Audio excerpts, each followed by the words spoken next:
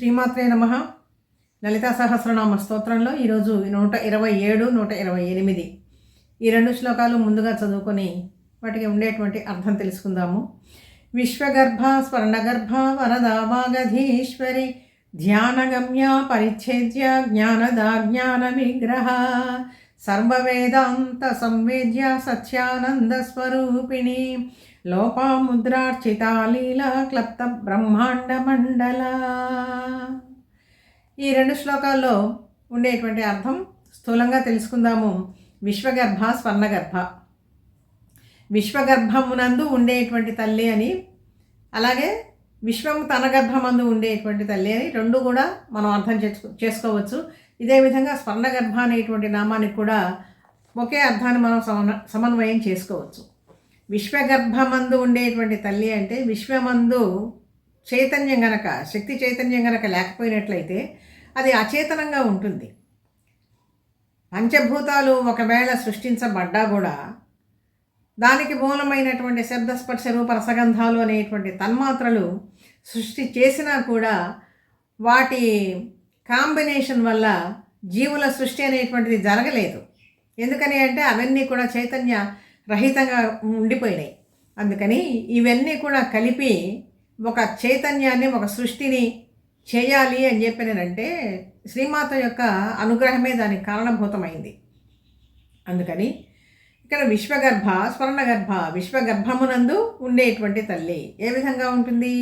తనే నడిపిస్తూ ఉన్నది కాబట్టి, ఈ విశ్వానికి మొత్తానికి కూడా తానే మూలశక్తిగా ఉన్నటువంటి తల్లి కాబట్టి ఆ కేంద్రంలో, విశ్వ కేంద్రంలో ఉండి తన శక్తి ప్రసారం చేత, తన చైతన్య శక్తి చేత విశ్వాన్ని మొత్తాన్ని కూడా నడిపిస్తూ ఉండేటువంటి తల్లి. ఇదే విధంగా స్వర్ణగర్భ అన్న కూడా అదే నామం మనకి వస్తుంది, అదే అర్థం మనకి వస్తుందన్నమాట. స్వర్ణగర్భ అన్నా కూడా అంటే స్వర్ణగర్భమందు ఉండేటువంటి తల్లి. స్వర్ణగర్భము అంటే ఏంటి? హిరణ్మయ అండంగా ఉన్నది మొట్టమొదట ఇదంతా కూడా, సృష్టి అంతా కూడా. హిరణ్మయం అంటే బంగారం, ఒక బంగారపు గుడ్డులాగా ఉన్నది, కానీ అందులో చలనం లేదు.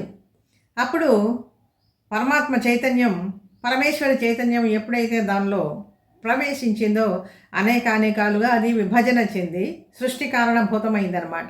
అందుకని విశ్వగర్భ స్వర్ణగర్భ. హిరణ్య గర్భుడు అంటే బ్రహ్మ అనేటువంటి ఒక అర్థం కూడా ఉన్నది.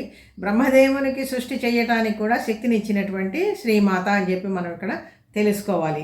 విశ్వగర్భ స్వర్ణగర్భ వరద వాగధీశ్వరి. ఇక్కడ వరద అనేటువంటి నామం రెండు రకాలుగా చెప్తూ ఉన్నారండి. వరద అంటే వరములను అనుగ్రహించేటువంటి తల్లి అని, అవరద అనేటువంటి పరిచ్ఛేదం చేసి కూడా చెప్తూ ఉన్నారు. స్వర్ణగర్భ అవరద అని కూడా చెప్తూ ఉన్నారు. అవరులు అంటే రాక్షసులు, ఆ రాక్షసులను సంహరించినటువంటి తల్లి అని. ఇంకొక అర్థం ఏమిటి అంటే చాలా ప్రకాశించేటువంటి పలువరస కలిగినటువంటి తల్లి. ఈ విధంగా రెండు అర్థాలు మనం ఇక్కడ గ్రహించాలి. విశ్వగర్భ స్వర్ణగర్భ వరద వాగధీశ్వరి, వాక్కులకు అధీశ్వరి అయినటువంటి శ్రీమాత. అంతకుముందు 81వ శ్లోకంలో పరా ప్రత్యక్షితి రూప పశ్యంతి పరదేవత మధ్యమ వైఖరి రూప భక్తమానస హంసిక అని 81వ శ్లోకంలో మనం చాలా వివరణ ఇచ్చుకున్నాము. ఒక వాక్కు అనేటువంటిది ఏ విధంగా బయటికి వస్తుంది, మిగిలినటువంటి పశుపక్షాదులకు ఆ వాక్కు ఎందుకు రావటం లేదు, ప్రత్యేకంగా మనిషికి మాత్రమే ఏ విధంగా వస్తూ ఉన్నది అనేటువంటి విశేషానికి మనం చెప్పుకున్నాము. ఈ 4 దశలు ఉంటాయి వాక్కుకి. పర, పశ్యంతి, మధ్యమ. ఈ 3 కూడా అవ్యక్తంగానే ఉంటాయి. విశుద్ధి చక్రం కంఠ ప్రదేశంలో ఉంటుంది. ఈ విశుద్ధి చక్రంలో ఉండేటువంటి అనేక అవయవాల సముదాయం చేత అక్కడి నుంచి బయలుదేరి శబ్దము వికారం చెంది, అంటే మార్పు చెంది, ఈ నోటిలో ఉండేటువంటి దంతాలు, నాలుక, నాసిక, తర్వాత అంగుటి స్థానము, ఇటువంటివన్నీ కూడా ఆధారంగా చేసుకుని ఒక మాట బయటికి వస్తుందన్నమాట. కాబట్టి ఒక మాట బయటికి రావాలి అంటే లోపల చాలా ప్రక్రియ జరుగుతూ ఉంటుంది. అందుకని వాగ్రూపిణి అయినటువంటి తల్లి, వాక్కులకు అధీశ్వరి అయినటువంటి తల్లి. అందుకనే ఒక మహాత్ముడు చక్కగా తల్లిని కీర్తించాడు. వాగధిపతి సురేంద్ర పూజితే, వాగధిపతి సురేంద్ర పూజితే, వరదాయకి పంచవదనే సుహాసిని శ్రీ గాయత్రి దేవి సనాతని అని చక్కగా ఒక మహానుభావుడు వాగధిపతిగా కీర్తించారు.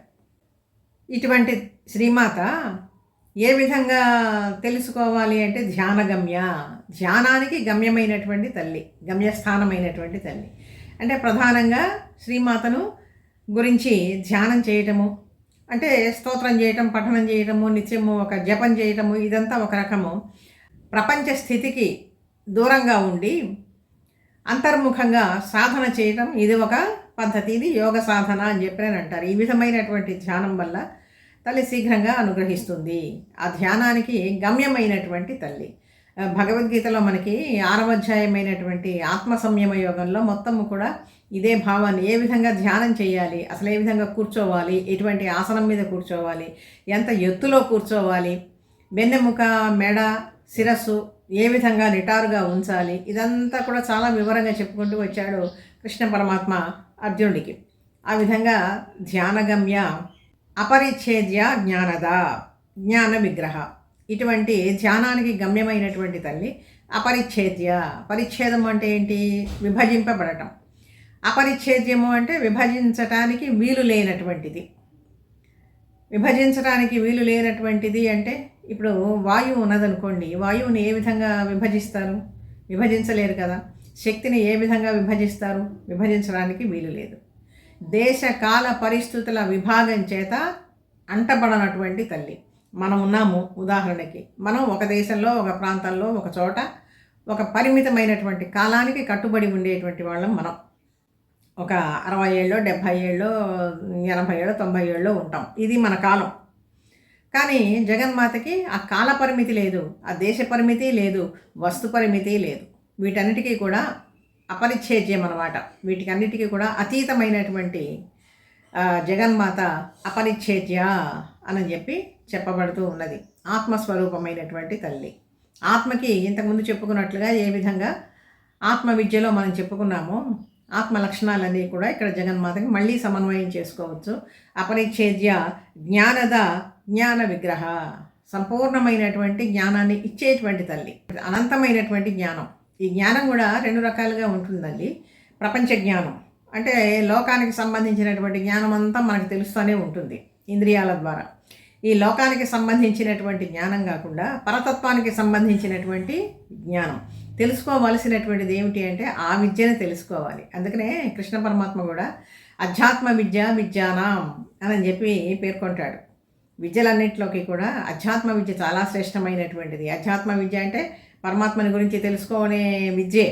ఆ విద్య చాలా శ్రేష్టమైనటువంటిది. దాన్ని చేరుకోవటానికి మనిషి ఎప్పుడు కూడా ప్రయత్నం చేయాలి. లౌకిక విషయాలు ఎప్పుడు తెలుస్తూనే ఉంటాయి. దీనివల్ల వచ్చేది లేదు, పోయేది లేదు. మనకి ఉండేటువంటి జీవితకాలం చాలా పరిమితమైనటువంటిది.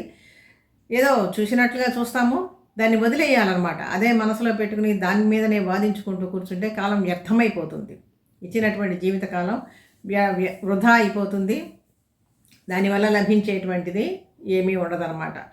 ఎప్పుడు కూడా భగవద్ విషయాలు గనక చర్చించుకుంటూ గనక ఉన్నట్లయితే, ఆ పరిజ్ఞానం గనక పెంపొందించుకుంటూ ఉన్నట్లయితే, అప్పుడు భగవంతుడు మన మీద దయ చూపిస్తాడు.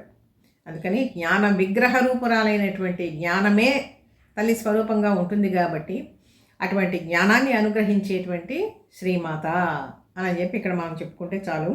విశ్వగర్భ, స్వర్ణగర్భ, వరద, వాగధీశ్వరి, ధ్యానగమ్య, పరిచ్ఛేద్య, జ్ఞానద, జ్ఞాన విగ్రహ. 128వ శ్లోకంలో సర్వవేదాంత సంవేద్య సత్యానంద స్వరూపిణి. సర్వవేదాంత సంవేద్య ఇది ఒక నామం. సర్వ వేదాలు, ఉపనిషత్తులు వీటన్నిటి ద్వారా తెలియదగినటువంటి తల్లి శ్రీమాత. శ్రీమాత తత్వాన్ని తెలుసుకోవాలి, అనంతమైనటువంటి పరమాత్మ తత్వాన్ని తెలుసుకోవాలి అంటే ఆధారం ఏంటి మనకి? వేద విద్యలు, ఉపనిషత్ విద్యలు, లేకపోతే దాన్ని అనుసరించి వచ్చినటువంటి శాస్త్ర గ్రంథాలు, లేకపోతే రామాయణ మహాభారతాది కావ్యాలు, శ్రీమాతని గురించి తెలియచెప్పేటువంటి శక్తి తత్వాన్ని గురించి చెప్పేటువంటి విశేషాలు. మహర్షులు మనకి ఎంతో దయతో వీటినన్నింటిని కూడా అనుగ్రహించారు ఇక్కడ. అందుకని సర్వ వేదాంత సంవేద్య సత్యానంద స్వరూపిణి. సత్యానందములే తన రూపముగా కలిగినటువంటి తల్లిని ఏ విధంగా తెలుసుకోవాలి అంటే ఇక్కడ సర్వ వేదాంత సంవేద్య అని చెప్పి మనం ఇక్కడ సమన్వయం చేసుకోవాలన్నమాట.